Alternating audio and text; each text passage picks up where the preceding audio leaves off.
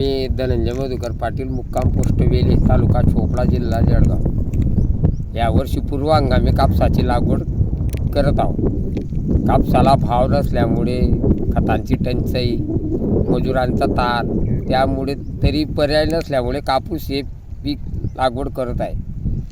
सरकारने या गोष्टींकडे लक्ष देण्यात यावे. खतांचे भाव कमी करण्यात यावे. कापसाला भाव देण्यात यावा. किती आहे पूर्ण क्षेत्र? क्षेत्र 8 एकर आहे.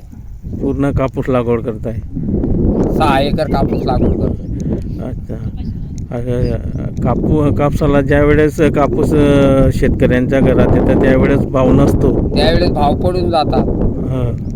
तरी शेतकऱ्यांच्या घरातून माल गेल्यानंतर परत व्यापाऱ्यांकडे गेल्यानंतर भाव वाढतो.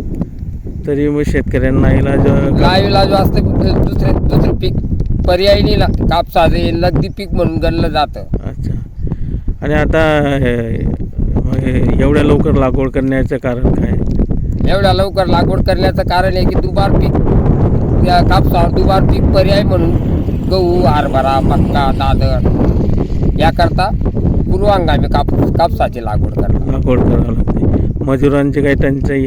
मजुरांचं ऐन वेळेस सर्व शेतकऱ्यांनी कापूस लागवड करत असल्यामुळे मजूर मिळत नाही.